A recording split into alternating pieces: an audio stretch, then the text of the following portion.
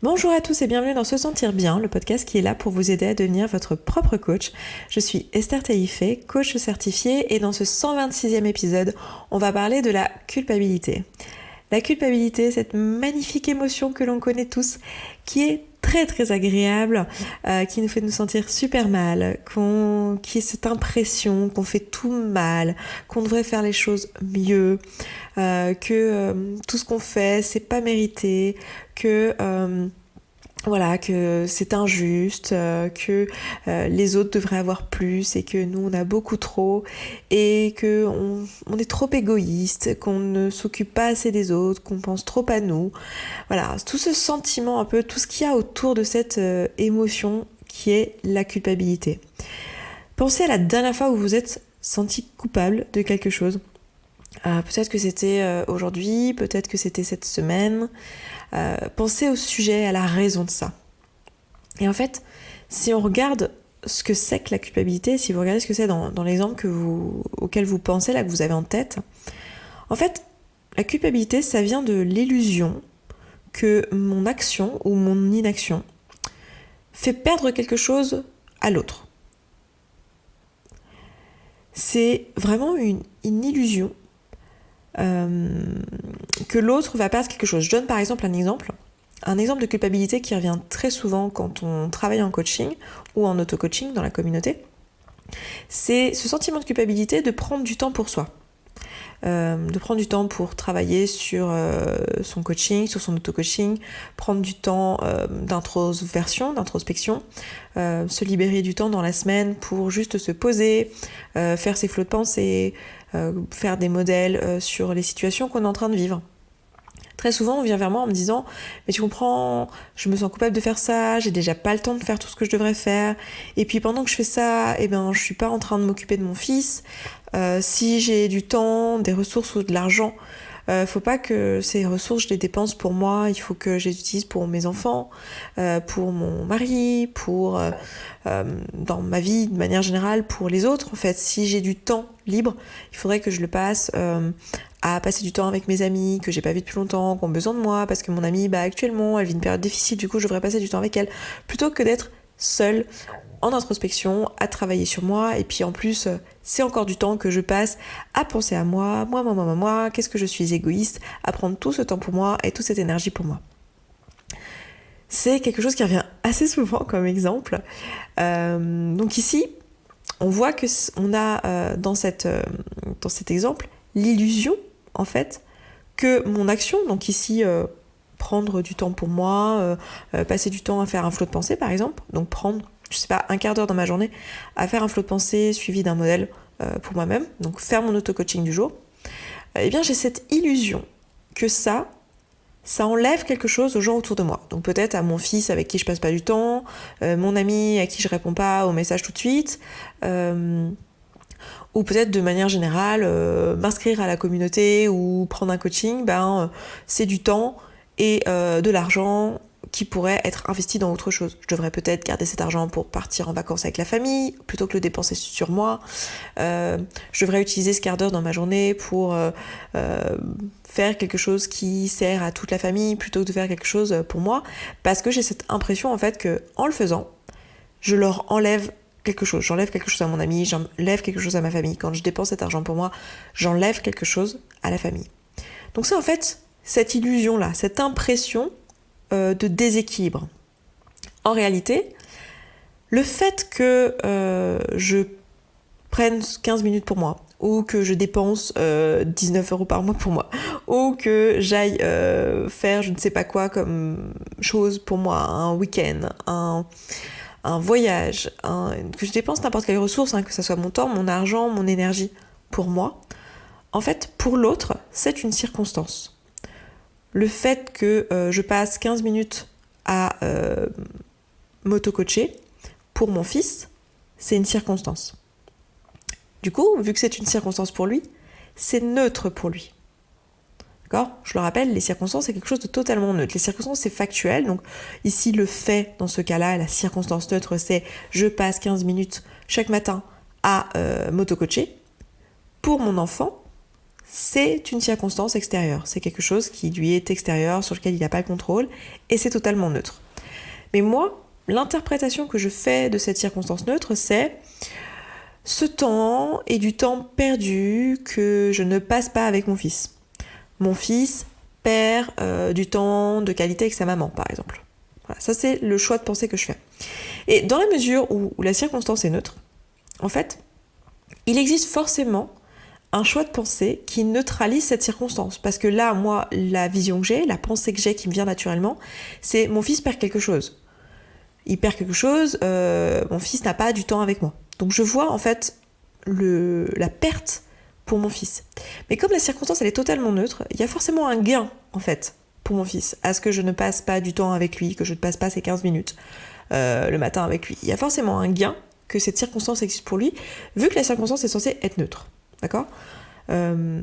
Donc, je peux me demander, du coup, pour essayer d'équilibrer ça et pour comprendre et pour sortir de cette culpabilité, je peux me demander, mais quel est le gain, en fait, pour mon enfant, que je passe 15 minutes à m'auto-coacher tous les jours ? Et bon, l'une des réponses classiques qu'on aura dans le coaching, c'est que l'auto-coaching, ça permet quoi ? Ça permet de se sentir mieux, ça permet d'être plus présent, ça permet de se connaître, ça permet de sortir de l'hyper-émotivité, peut-être. Non pas que ce soit un problème d'être hyper-émotif, mais ça peut nous permettre de sortir de schémas où on se sent pas très bien, et du coup, on est peut-être en colère, du coup, on est peut-être pas très présent, peut-être qu'on réagit d'une manière qui n'est pas celle qu'on aurait... Enfin, pas celle qui nous représente réellement, et on n'est pas vraiment nous, on n'est pas vraiment présent avec les autres. Donc il y a de bonnes chances que pour mon fils par exemple, l'une des belles choses liées au fait que je passe 15 minutes à me coacher tous les matins, c'est que c'est un moyen pour moi d'aborder ma journée de manière sereine et de pas être dans la réaction face à lui. Et c'est une façon pour moi de gérer mes émotions, par exemple, au quotidien, d'apprendre. Par gérer mes émotions, je veux pas dire réprimer mes émotions, évidemment. Hein. Ce que je veux dire, c'est apprendre à vivre mes émotions, les accueillir et savoir quoi en faire. Et donc c'est une façon pour moi de ne pas être en réaction constamment à mes émotions et de ne pas les subir. Donc c'est un gain pour mon fils parce que du coup je vais pouvoir être plus présente pour lui, je vais pouvoir ne pas être en réaction, ne pas non plus me sentir passer en dernier, ne pas me sentir bien et du coup lui remettre dans la figure peut-être et lui dire peut-être quand il sera plus grand que à cause de lui, j'ai pas pu faire tout ce qui était important pour moi, j'ai fait plein de sacrifices, et nanana, et nanana, et nanana. Donc il y a forcément un gain pour mon fils. Et ça, c'est vrai pour toutes les situations. Je donne par exemple cette situation qu'on me donne souvent dans le lancement de projet. C'est quelque chose qu'on me dit souvent, mais en fait, moi j'ai de la culpabilité à réussir professionnellement en fait. J'ai de la culpabilité à réussir à lancer un projet professionnel dans lequel je vais me sentir super bien, dans lequel je vais me sentir épanouie, dans lequel je vais faire vraiment tout ce qui me plaît, tout ce que j'aime, tout ce qui m'inspire. Je me sens coupable de ça parce qu'en fait, il y a des gens qui n'ont pas cette opportunité. Il y a des gens qui ne peuvent pas en fait lancer leur boîte ou travailler à distance et profiter du coup, de la mer ou de leurs enfants, faire ce qu'ils veulent de leur journée. Il y a des gens qui ne peuvent pas ça et qui sont obligés en fait de se faire chier toute leur vie dans un bureau à faire des trucs inintéressants qui les inspirent pas, à gagner pas beaucoup d'argent. Et du coup, moi, je me sens super coupable à travailler moins qu'eux, à avoir tout ce temps pour moi, à faire un boulot qui me parle à mort et qui m'inspire, et en plus de gagner beaucoup d'argent. Il faudrait au moins que je gagne pas bien, ou que ce soit vraiment dur, ou que je travaille de longues heures, parce que sinon j'ai l'impression que c'est pas équilibré, je me sens coupable en fait. Là aussi, c'est super intéressant, c'est quelque chose qui revient souvent. Alors je sais pas du tout si parmi vous, il y a des personnes qui ont déjà ressenti ça. Et en fait là aussi c'est très intéressant parce que là encore il y a l'illusion finalement que le fait que moi j'ai une vie qui m'inspire, que moi je gagne beaucoup d'argent ou que moi je fasse un travail qui est intéressant pour moi, ou je m'ennuie pas de mes journées, etc. Ça enlève quelque chose au monde en fait, ça enlève quelque chose aux autres. Alors qu'en réalité ça, c'est une circonstance pour l'autre. Donc, pour l'autre, c'est neutre, en fait. Et l'autre, peut-être qu'il va décider de voir la perte, il va peut-être décider de voir, de créer une émotion désagréable pour lui. Il peut faire ça. Il peut créer de la jalousie, il peut créer une émotion, pas agréable, en disant « Ah, lui, il a tout, moi, j'ai rien. » Et du coup, forcément, il va pas se sentir très bien. Il va peut-être se sentir en jalousie, etc. Mais en fait, pour l'autre, il y a aussi un autre système de pensée qui est un gain, en fait, pour lui, vu que cette circonstance, elle est par définition neutre. Donc par exemple, il y a certainement plein de systèmes de pensée, il y a plein de systèmes de pensée négatifs comme il y a plein de systèmes de pensée positifs, mais un gain, par exemple, pour la personne, c'est que peut-être me voir le faire, c'est une source d'inspiration. Peut-être que le fait que moi je le fasse, ça va montrer à l'autre que c'est possible de faire ça, en fait. Donc si moi, je m'autorise à me lancer, à créer ce qui m'inspire, à avoir un boulot qui m'intéresse, en fait, ça va montrer, par exemple, notamment à mes enfants, aux gens qui m'entourent, que c'est possible, en fait. Et du coup, ça va être positif. En réalité, on est d'accord que cette circonstance, le fait que je fasse ou que je ne fasse pas ma boîte, c'est neutre, en fait. Et le fait que je choisisse de penser que ça apporte aux autres ou que je choisisse de penser que ça leur enlève, ça m'appartient. Et il y a toujours un choix de pensée qui est possible, qui est positif ou qui est négatif. Alors je suis pas en train de dire que il faut pas penser que, je sais pas, lancer ta boîte c'est forcément très bien ou que vous n'avez pas le droit de penser que quelque chose est mal intrinsèquement. Je suis juste en train de dire que factuellement ça ne l'est pas.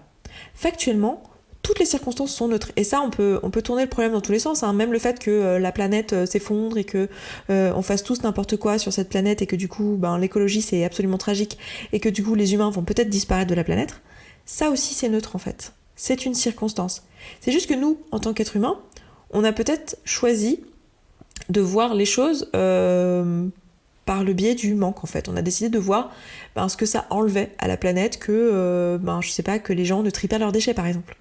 Et peut-être, ça peut être une source de culpabilité ça, de ne pas trier ses déchets. En fait, tout ce qu'on voit, c'est ce que ça enlève à la planète. Mais en fait, on ne voit pas qu'en réalité, le fait que la planète potentiellement... j'allais me dire, comme on dit souvent, sauver la planète, mais en fait la planète elle s'en fiche. La planète en elle-même, au pire elle voit les humains disparaître, c'est déjà arrivé plein de fois qu'il y ait des sources de vie qui disparaissent de la planète elle est neutre par rapport à ça, elle s'en fiche, elle est dénuée de tout jugement, elle a pas de morale en fait, c'est pas une entité morale. Nous, en tant qu'être humain, peut-être qu'on voit pas ça de façon neutre, mais la circonstance en elle-même, elle l'est. Donc en fait, il y a forcément quelque chose de positif qui se passe si l'humanité disparaît. Il y a forcément quelque chose de positif qui se passe. Alors on a peut-être du mal à le voir, mais il y a forcément quelque chose de positif qui est là, puisque la circonstance est neutre. C'est pareil pour toutes les choses en fait auxquelles on apporte un sens négatif. Donc ça va être hyper utile de se rendre compte de ça, parce que déjà ça va nous permettre de sortir de la culpabilité, et ça va nous permettre aussi de voir que notre système de pensée, c'est pas du tout le seul système de pensée possible. Que dans la mesure où on est polarisé, on a forcément une polarité opposée qui existe en fait, une façon de voir les choses opposée qui existe. Ça veut pas dire qu'on va forcément choisir de changer notre façon de voir les choses pour aller vers l'opposé, parce que parfois on n'aura pas envie, parce qu'on sera très content de continuer à se sentir coupable, parce que c'est aligné avec nos valeurs de se sentir coupable dans cette situation-là. Mais ce que j'ai envie de vous proposer, c'est de voir ici que en fait c'est pas la seule vision des choses possibles et que très souvent on se sent coupable pour des choses où en réalité en fait on se sent comme ça parce qu'on voit que la perte, alors qu'en réalité il y a un gain et que ça nous permet peut-être d'équilibrer. Par exemple, si je me rends compte justement pour mon enfant que finalement prendre un quart d'heure pour moi tous les matins, c'est pas du tout égoïste, mais c'est la meilleure façon d'être présente pour mon fils, peut-être que non seulement ça va m'enlever la culpabilité, mais ça va surtout me permettre de voir une autre façon de faire et qui va être plus efficace en pratique pour prendre soin de mon fils et pour m'occuper de lui, ce qui est ultimement ce que je veux. Je lui souhaite du bien et c'est pour ça qu'à la base j'avais cette culpabilité. De la même manière, si j'arrive à voir que m'auto-saboter et faire des trucs qui m'intéressent pas dans mon boulot, en fait ça va juste faire que je me sens coupable, que je suis pas du tout efficace dans mon taf, que je reste à un poste où en fait je fais perdre de l'énergie, de l'argent et des ressources à toute la société parce que je suis là à faire quelque chose qui m'inspire pas, à faire perdre son temps à mon boss et à tous mes collègues à mon étage, et qu'en fait j'enlève plus que ce que je donne, mais que en réalité si je choisis de vivre la vie qui m'inspire, d'être bon dans ce que je fais, de faire quelque chose qui m'intéresse, dans lequel je me sens utile, et en fait je vais beaucoup plus apporter au monde. Et si je m'autorise à voir ça et à sortir de ma culpabilité, je vais pouvoir en fait apporter davantage.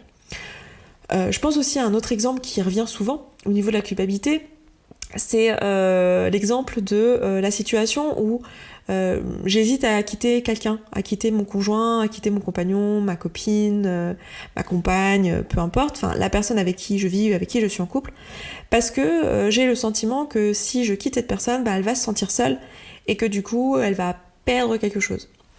Alors des fois on le voit pas, on voit pas forcément qu'en fait c'est pas le cas. Là c'est le premier truc qu'on voit, on se dit bah si Esther, enfin si je la quitte elle va être seule, c'est factuel. Non, c'est pas factuel. Si je quitte cette personne, moi je me sens coupable parce que j'ai l'impression que ça lui enlève quelque chose.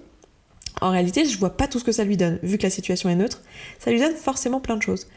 Quel est le bénéfice pour cette personne que je la quitte en fait? Alors on a bien compris que oui, il y a quelque chose que ça lui enlève ma présence, et du coup potentiellement ça peut lui créer elle peut toute seule se créer cette émotion de solitude qu'elle aura créée avec ses pensées. Donc rappelons-nous que souvent quand on se sent coupable, c'est aussi parce qu'on se sent responsable des émotions des autres. Je ne suis pas responsable de son émotion, je suis responsable de mon action. Et de manière générale, je suis toujours responsable de mon action. Je suis responsable de ce que je fais, mais pas des émotions des autres. Les émotions des autres sont créées par la circonstance, par les pensées qui, elles, viennent de la circonstance. C'est-à-dire que la circonstance, c'est juste le déclencheur de la pensée, mais la personne est responsable de sa pensée. Et j'ai souvent l'impression que c'est la circonstance qui crée l'émotion, mais c'est pas le cas.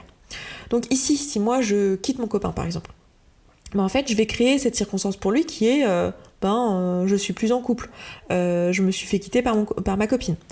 Et pour lui, cette situation, en fait, elle est neutre. Mais lui, il va pas le voir forcément. Peut-être qu'il va se dire, c'est horrible, je me sens seul, je sais pas trop ce qu'il va se dire, mais il va créer une émotion qui est désagréable pour lui-même. En réalité, c'est parce qu'il va juste voir la perte. Et moi, si je me sens coupable, c'est juste parce que je vois que la perte.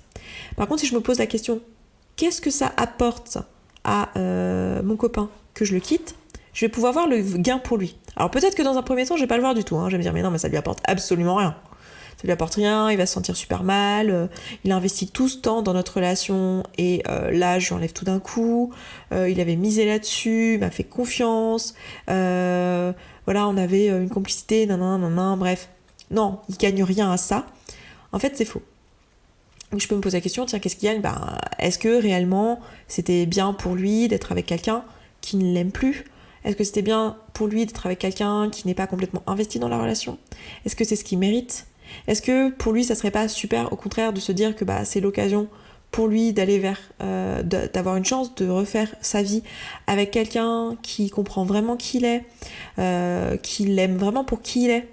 Est-ce que aussi, si je pense aux raisons qui ont fait que je l'ai quitté, peut-être que la raison, c'est que, j'en sais rien, j'ai considéré que on n'était pas deux personnes compatibles, qu'on n'allait pas dans la même direction, par exemple, qu'on n'avait pas les mêmes valeurs, ou qu'on s'entendait plus, tout simplement. Est-ce que c'est pas justement un gain pour lui que de ne plus être avec une personne qui n'a pas les mêmes valeurs, qui va pas dans la même direction ? Est-ce que c'est pas pour lui justement l'opportunité de rencontrer quelqu'un qui lui correspond mieux et toutes ces choses-là ? Peut-être que là maintenant c'est pas sa réalité, c'est pas ce qu'il voit, mais il a pas besoin de le voir, puisque de toute façon la situation elle est neutre, donc elle est forcément neutre pour lui aussi. Alors là, à ce stade, quand vous m'entendez vous donner différents exemples où je vous montre la polarité opposée de votre pensée qui crée la culpabilité, souvent la réaction ça va être « Ouais mais attends, mais dans ce cas on peut faire n'importe quoi et tout est toujours neutre ». En fait, ma réponse elle va être assez simple. Mais oui, vous pouvez faire n'importe quoi et ce sera toujours neutre en fait. Dans l'absolu, c'est neutre. Dans l'absolu, tuer quelqu'un c'est neutre, flinguer la planète c'est neutre. C'est juste que vous allez généralement pas faire ce choix-là en fait. Vous allez souvent, on va généralement faire le choix de se dire, non, moi en tant qu'être humain, j'ai justement cette capacité, vous savez comment je vois moi l'être humain. Pour moi, ce qui définit un être humain, c'est sa capacité à déterminer le bien, à distinguer le bien du mal, à choisir le bien du mal, à décider ce qu'il trouve juste, ce qu'il trouve injuste. Mais c'est juste un choix en fait, c'est un choix qui n'est absolument pas factuel. C'est un choix qui est moral, et donc oui, je vais choisir d'avoir une moralité, mais dans l'absolu, c'est neutre. Du coup, quand je fais le choix de la culpabilité, ce n'est pas une obligation en fait.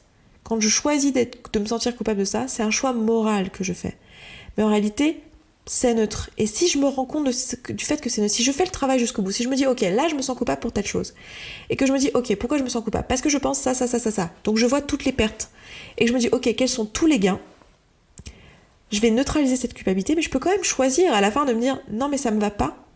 Je ne suis pas en accord avec mon action, je trouve que mon action est mal, mais je serai en pouvoir de me dire que c'est pas la réalité, c'est juste moi qui fais ce choix-là, et ça me redonne du pouvoir en fait. Ça me redonne un certain empouvoirment face à la situation.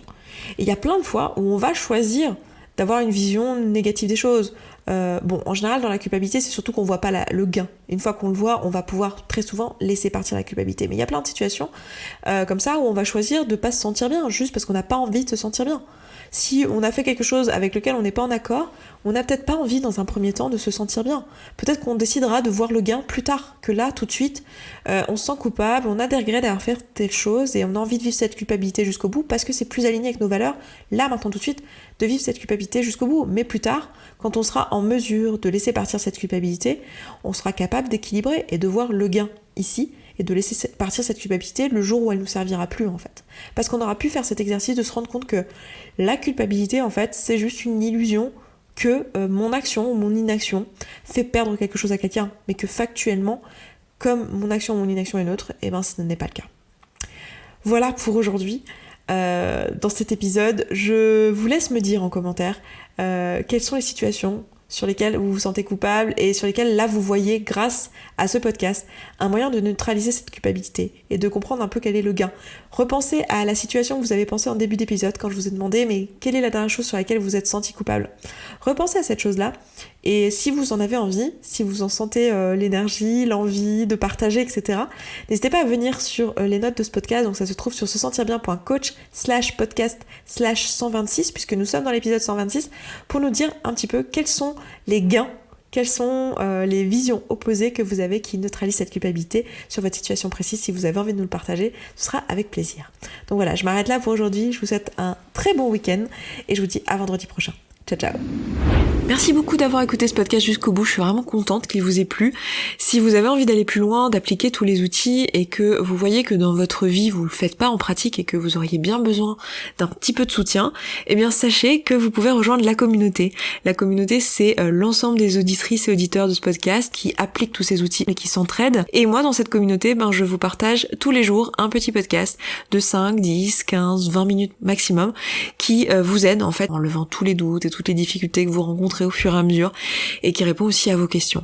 Si vous avez envie de nous rejoindre, eh bien c'est sous forme d'abonnement. Je vous laisse aller voir ça se trouve sur sesentirbien.coach/communauté. Vous avez le lien dans la description de ce podcast. Je vous dis à tout de suite là-bas.